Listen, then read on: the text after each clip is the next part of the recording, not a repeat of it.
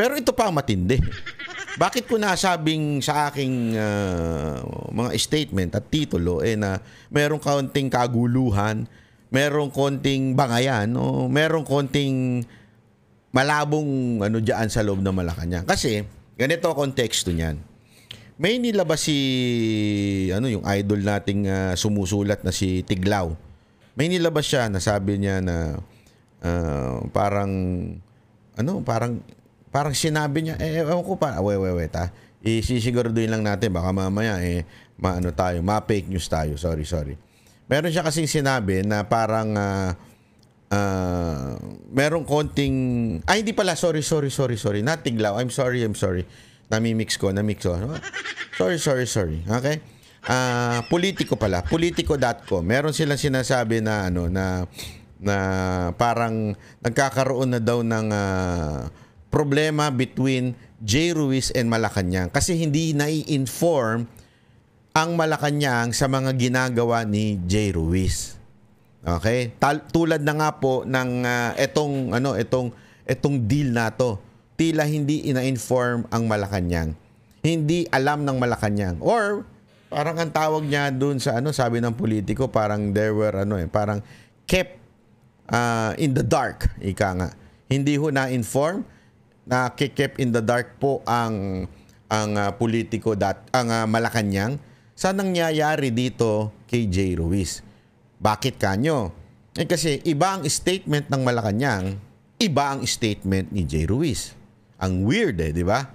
Or, meron lang talaga naggagaling-galingan. O sumisip-sip. Bakit kanyo? O, ito patunay. O, pakingge. Ivan Mayrina, GMA7. Yusek, I understand you mentioned that Secretary Ruiz has 60 days to divest upon assumption to office. Clarify ko lang, has he already divested or is he still in the process of divesting? Sa pagkakaalam ko ay in the process na po kasi piniprepare niya po yung kanyang mga papers regarding that. Does the Secretary have a statement on, of course, allegations? No, not allegations, but those who are pointing out that there is clear conflict of interest in this. First of all, when you say divest, diba? Means sa business divesting means selling, liquidating, or reducing an asset, investment, or business unit. Sa madaling salita, nung tinanong ni Ivan, ng reporter ng GMA, po ba ay na-divest niya na po ba yung kanyang o kasi meron daw sa batas na kailangan 60 days upon assuming yung kanyang position, kailangan i-divest yung business na may conflict of interest. Okay? So, kaya nga ang ganda ng tanong nito ni, na i-divest niya na po ba? Tingnan nyo ang sagot ni Madam Claire. GMA7.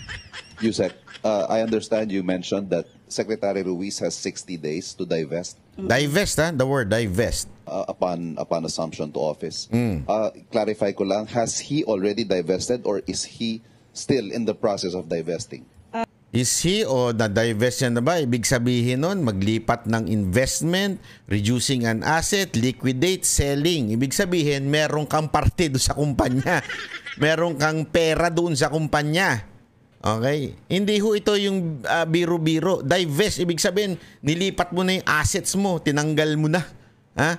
Ang tanong, anong sagot ni Madam Claire? Sa pagkakaalam ko ay in the process na po kasi Sa pagkakaalam niya, in the process na. Mga kababayan, when you say nasa process na, ibig mong sabihin po ba nun meron o wala? Wala. Paano ipaprocess yun? Nakukuha ninyo. Pag sinabi mong nasa proseso na, yung paglipat ng yung pag-divest ng assets, ibig sabihin meron, ililipat na. So dito magagalit ang judge dito. Bakit kanyo? Sabi ni J. Ruiz, wala siyang Hindi daw niya pagmamay-ari, wala daw siyang alam, representante lang siya. Pero sabi naman ngayon ng Malacanang, ito, representing Malacanang. Remember, press officer ito. Ano ibig sabihin? Sabi niya, ang pagkakaalam ko, nasa proseso na ng pag-divest, paglipat. So akala ko ba representante ka lang? Paano ka magiging representante kung may divest kang, alam mo yon, may asset kang ililipat? Di ba? Representante kay wala. Pwede ba yun? Representante ka lang, pero may pera ka doon? So sino sa inyo nagsisinungaling? Si Jay Ruiz o itong si Madam Claire? Ang tanong, sino unang masisibak, di ba? Gago! Sino unang masisibak sa palpak nitong dalawan to? Nagsama pa itong dalawan to, no? Pareho silang palpak. Si Jay Ruiz at saka ito. Piniprepare niya po yung kanyang mga papers regarding And that. does the Secretary have a statement on, of course, allegations? No, not allegations, but those who are pointing out that there is clear conflict of interest in this situation. Yes, kung meron pong conflict of interest, na ngayon na siya ay na-appoint as secretary ng PCO, talagang dapat matanggal po yung conflict of interest. Kaya kailangan niya pong mag-divest. Kung naman po ang mga... Kaya kailangan niya po mag-divest. Paulit-ulit ha. Paulit-ulit ang sinasabi niya. Kaya kailangan niya pong mag-divest. Mga kababayan, hindi ho ito fake news. Ha? Baka bukas, Claire, fake news na naman ito sasabihin mo. Ha? Galing sa bibig mo. So, sino sa inyo ang fake news? Si Jay Ruiz o ikaw? Hindi, kasi ganito lang yan eh. It's either you are... Sorry for the term, but this is the right term. It's either you're just stupid, di ba? Plain stupid, na daldal ka ng daldal dyan, wala ka namang palang alam, at hindi mo naman pala alam ang tunay na nangyayari, or talagang meron talaga, nabuking tuloy ngayon si Jay Ruiz. Ibig sabihin, meron talagang problema kay Jay Ruiz doon sa kanyang negosyo. Anong totoo? Anong kayang palusot nyo bukas? Mamaya, sigurado may palusot yan. Yung negosyo niya ay hindi pa po siya na-appoint secretary ng PCO. So wala naman po tayo nakikitang mali doon dahil kailangan din naman po niyang kumita. So ngayon po na kami po ay na-appoint, kailangan po talaga mag-divest kung ang interest po ay may conflict. So kailangan po talaga mag-divest. In a chance interview this morning, binanggit din ni Secretary Ruiz na may binabanggit po siyang leakages dito sa presidential communication. Kailangan talaga mag-divest. Hindi, ito. I-google ninyo. O mas magaling, i-chat GPT nyo. What do you mean by divesting in business? Ilagay mo yan. Kausapin natin si ChatGPT. ChatGPT, ayan, babasahin ko sa inyo. What do you mean by divesting in business? Ayan, pakinggan natin sagot ng ChatGPT. Yan ito sagot niya. Ayan. Ayan. Divesting in business refer to the process of selling off or disposing of a company's assets, business unit, or investment. Diba? So, yun po ibig sabihin nun. So, Madam Claire, sino po ang fake news sa inyong dalawa? Si Jay, ano lang yan eh. Sabi ko nga sa inyo, may fake news or you're just stupid. Yun mamili po kayo doon, Madam Claire. May fake news o stupid lang po kayo. Hindi nyo alam. Daldal lang kayo ng daldal. So, alin po dun sa dalawa? Hindi ko po kayo naakusahan, ha? Hindi po ako nagiging judgmental dito.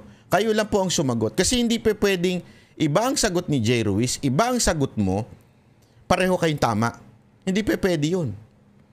Kasi magkaiba kayo ng sinasabi. Si Jay Ruiz ang sinasabi niya ay talagang wala siyang kinalaman. Siya ay representante lang.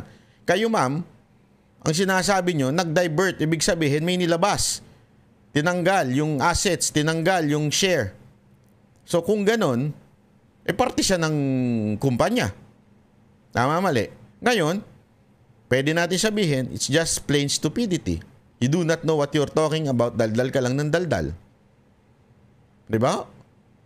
Tandaan ninyo this was after the press briefing of Jay Ruiz. Kasi binanggit niya dito nung si Ivan ba yun, ng GMA, sinabi niya dito. May sinabi si Jay Ruiz kanina about the leakage. Ibig sabihin, after na nito. Kaya nga sinasabi doon sa politico.com na bagong article nila, tila may problema. Tila may problema sa loob ng Malacanang. Mukhang merong either nagigirian o di kaya naman walang kaalam-alam ang otoridad o ang mga boss ni Jay Ruiz sa pangyayari na to. Ibig sabihin, itinago ni Jay Ruiz na meron siyang kontrata sa gobyerno. Na it's very conflicting because you are going to decide on projects o reform na gagawin mo with regards to communication, tapos meron kang production. Diba? So which is which? Ako nagtatanong lang. Kayo mga kababayan, pag kayo tinanong ko, which is which? Ano sa tingin ninyo po? Fake news si Jay Ruiz? O fake news itong si Madam Claire? O stupido itong si Madam Claire at hindi niya alam ang sinasabi niya? Alin doon sa tatlo na yon? Habang sumasagot kayo, binabati ko po pala ang mga taga District 3 kasi lagi daw po silang nanonood, sabi ni Madam Mocha.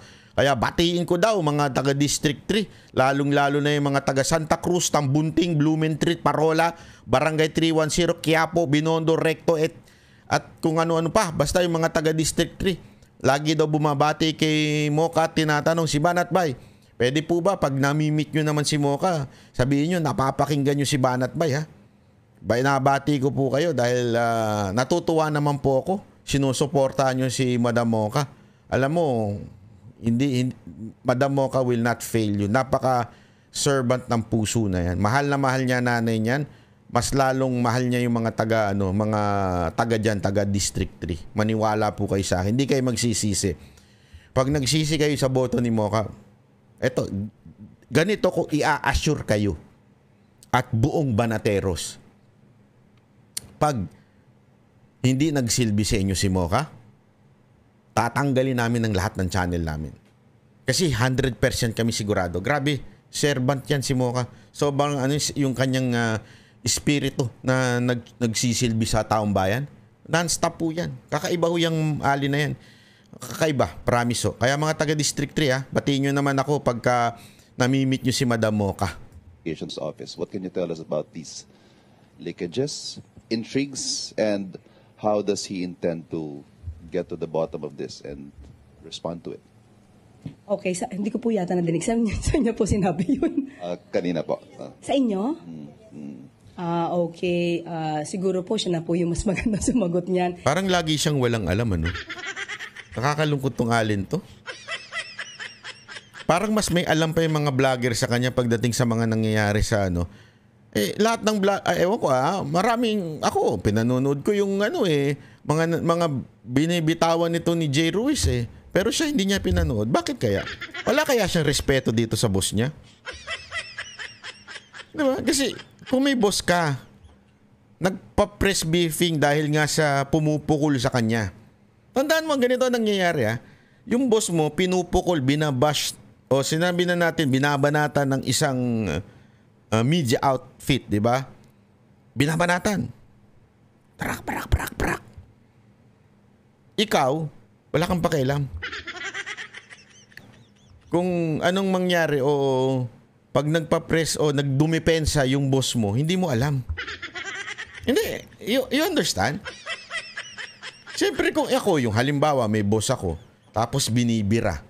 Tapos sabi nung boss ko, sandali magpapa-press con lang ako, magpapa-press briefing lang ako, magpapa-interview lang ako. May statement akong bibigay. Kung boss ko yun, papanurin ko yun. Boss ko yun Kasi para gusto ko makita ano ba yung kanyang, 'di ba? Ba't di ko panonoorin? Papanoorin ko yun. Si Madam, hindi niya pinanood. Meron kayang hindi magandang Ewan ko lang hindi ko po alam Kaya ako nagtatanong lang. Hindi ko po nadinig at hindi ko po alam kung ano yung ibig niya sabihin. Anong alam mo? Hindi, anong alam mo, Madam? Sa totoo lang, anong alam mo? Parang lagi kang walang alam, di ba?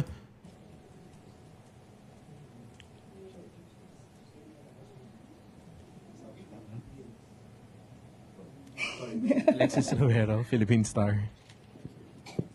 So for the record, Yusek, do you know the status of the supposed deals involving the company of the secretary in government contracts? Wala po akong particular na alam. Especially kung ito naman ay nagawa bago siya na appoint. Anong alam nito? Hindi niya alam. Even if bago siya ma-appoint, doon nangyari, hindi mo, ano nangyari sa'yo, Madam? Hindi ako nagtataka lang ako Yung boss mo, di ba, binabanatan na, under fire, ikaw, wala kang kaalam-alam sa mga nangyayari. Boss mo yan, immediate boss mo yan. Aside from Marcos, that is your immediate boss. And, hindi lamang po ito'y hindi lang kasiraan ng boss mo na si Jay Ruiz, kasiraan ng Malacanang to. Bakit? Kasiraan ng presidente ito. Bakit yung presidente nag-appoint ng taong may conflict of interest? Then, ang sagot mo, you do not know what is happening. Mas may alam pa sa mga vlogger. Nakailang video na ako tungkol dito sa issue na to. Ikaw, ano yun? Parang, ano yun? Di ko alam. Wala tayo ako alam dyan Diba? Hindi, sagot, kayo sumagot. Nagtataka lang ako. Wala sa hulog si Madam.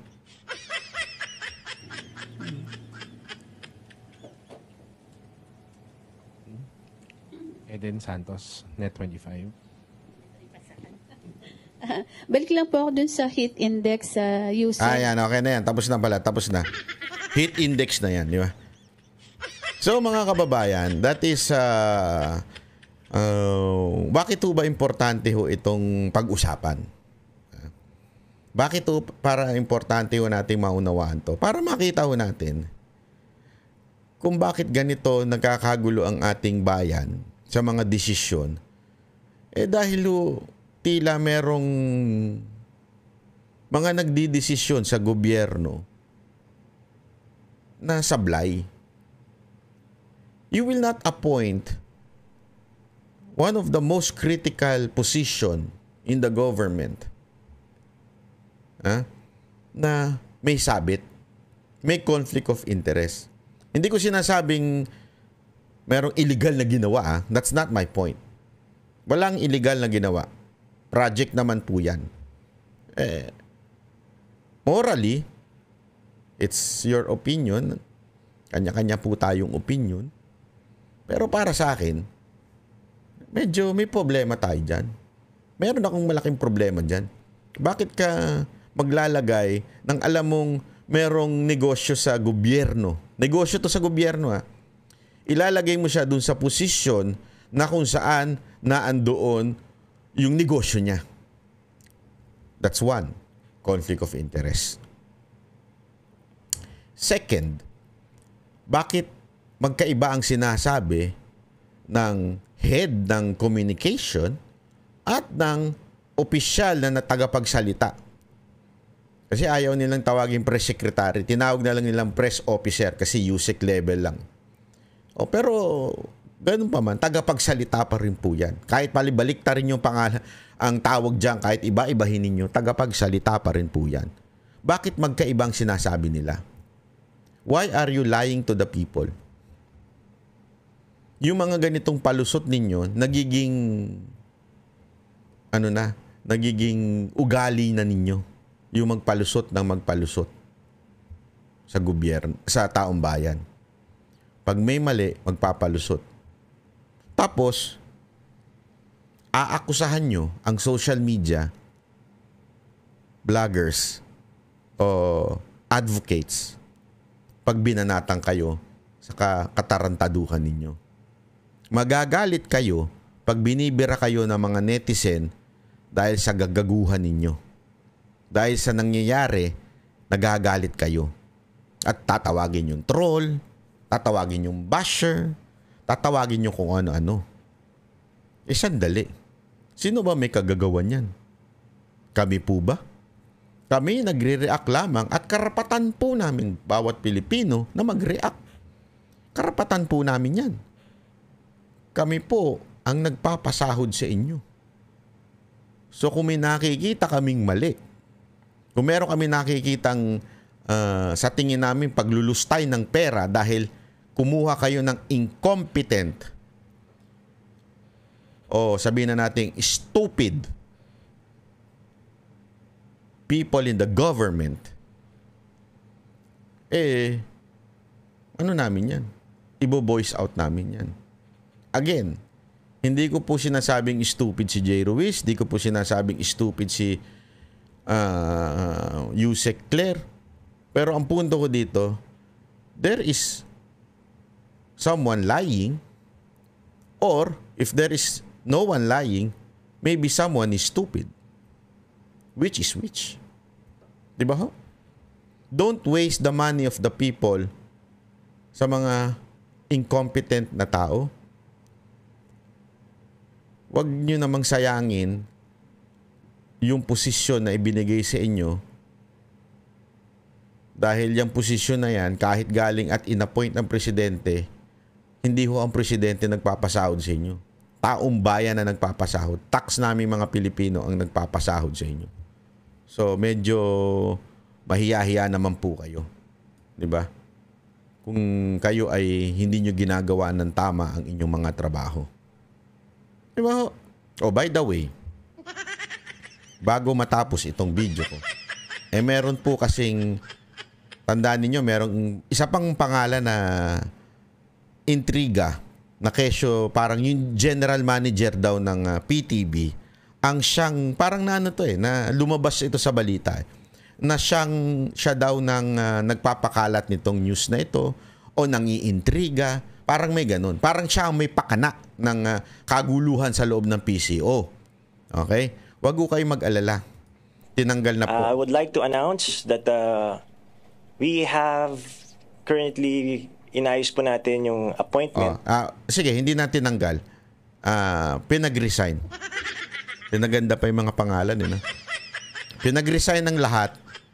Sabi nga ng iba, pinag-resign ng lahat pero ang target lang naman ito. At saka yung mga kasamahan niya.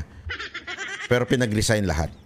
Sa PTV4, we have accepted the courtesy resignation of former General Manager Toby Nebrida. And we already talked to... So, ayun na po. So, wag ko kayo mag-alala yung nag-iintriga, nabapabalita na nang-iintriga at doon nang gagaling ang mga impormasyon, yung napabalita, tinanggal na. Ang galing, ano? Iba talaga sa gobyerno natin, ano? Malayang malaya. Walang diktadorya.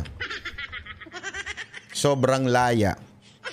Pag naglabas ka ng katotohanan, sibak ka. Diba? Wala tayong magawa. At least, hindi na sila magwo-worry na mayroong lalabas na baho sa loob ng PCO, diba? Kasi kontrolado na nila ang lahat. Tama, mali. Bahala na kayo. Don't forget to like and subscribe at syempre click the notification bell. Dito lamang po, Banat Bay. Pag tama, palakpakan. Pag mali, banatan. Galit sa fake news. Maraming salamat po. Kami ang boses ng masa, hindi natatakot. Katotohanan lang, di kami nalulunod. Walang bahid ng sismis, lahat ay totoo. Kahit sino ka pa, pag mali ka babanatan ka. Walang pinipili kulay, wala kaming kinikilingan. Basta para sa bayan, kami lalaban. Pag tama palakpakan, pag mali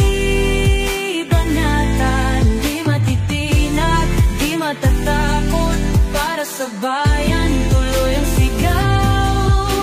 Sa harap ng kamera, walang halong takot. Mga baluktot, lahat kayo'y tutumba. Ang hustisya at totoo, yun lang ang mahalaga. Kahit sinong harang, di kami matitinag. Walang pinipiling kulay, wala kaming kinikilingan. Basta para sa bayan, kami lalaban. Pag tama palakpakan, pag mali banatan. Di matitinag, di matatakot. Para sa bayan, tuloy ang sigaw. Kung nasa tama ka, ikaw ay aming kasama. Pero pag mali ka, handa ka na bang mabasag? Banateros kami, walang inuunan. Dahil bayan muna, bago ang sarili.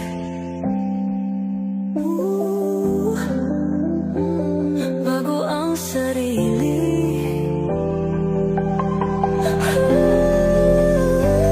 Pag tama palakpakan, pag mali banatan. Banateros ang sigaw, katotohanan ang laban.